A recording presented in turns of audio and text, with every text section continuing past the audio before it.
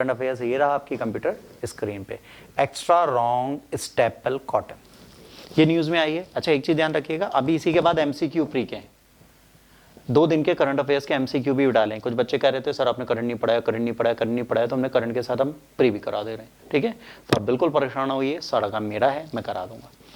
But ये extra long staple cotton है, बहुत ध्यान से पढ़िएगा। इन जितने करंट अभी पढ़ा रहा हूँ इनसे क्वेश्चन भी आगे, और अगर आप लोग नहीं बता पाए तो सबको मैं पता है क्या सुनाऊंगा, कार्बन मोनोऑक्साइड, बेहोश हो जाओगे सब लोग, ठीक है। एक रुई के पीए में सबके पास पहुंचाऊंगा, इसी वाले रुई के पीए में, या सोडियम गैस, बस दोनों से बेहोश हो गए।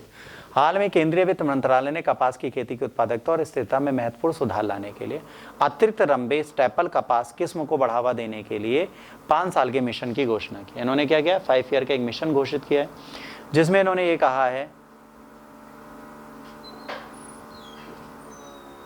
कि कपास की खेती की उत्पादकता और स्थिरता में गहराई के लिए सुधार लाने के लिए कपास की किस्मों को बढ़ाने का प्रयास किया जाएगा। अब आमतौर पर कपड़ा निर्माण के लिए स्वर्ण मानक के रूप में जाना जाता है। उच्च गुणवत्ता वाले कपड़ों की दुनिया में इसका एक प्रतिष्ठित स्थान है। ये जो लंबा वाला है ये बड़ा इंपॉर्टेंट है।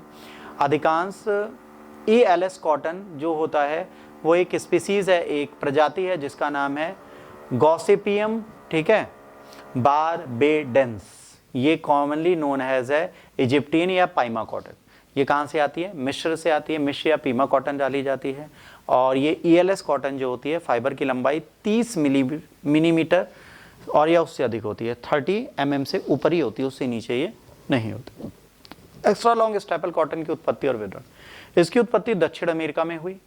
ये आज मुख्य रूप से चीन, मिस्र, ऑस्ट्रेलिया और पेरू में उगाया जाता है। भारत में कुछ ये प्रजाति महाराष्ट्र के सांगली जिले में, अटापट्टी ताल्लुक में वर्षा आधारित भागों में, तमिलनाडु के कोयम्बटूर के आसपास उगाया जाता है, बस बाकी जगह भी ये उगाया नहीं जाता।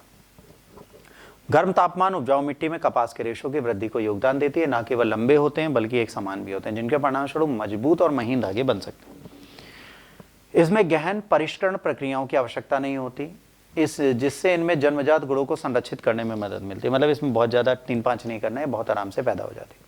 विशेषज्ञों का कहना है प्रति एकड़ औसतन कम से कम उपज देता है, जबकि मध्यम स्टेबल किस्म प्रति एकड़ 10 से 12 कुंटल उपज देता है। और अगर ELS कपास उगाएंगे तो ये 7 से 8 कुंटल देता है। ESL कपास उगाने वाले किसान अक्सर अपनी प्रीमियम उपज को प्रीमियम मूल्य पर विपणन करने में असमर्थ होते हैं। मतलब जो इनका कॉटन पैदा होता है तो उसका हाई रेट लेने में असमर्थ है, क्योंकि छोटा कॉटन भी है, वो कपड़े व्यापारी वो ले लेंगे, कहेंगे तुम अपने पास रखो। तो ये प्रीमियम उगाते हैं पर प्रीमियम रेट पे नहीं जाता। तो कहीं ना कहीं सरकार को इस पे कोशिश करनी चाहिए कि भाई ये प्रीमियम रेट पे बिके। प्रीमियम रेट पे नहीं बिकेगा तो इनको समस्या होंगी ही होंगी, ठीक है। ये है इस वाले में।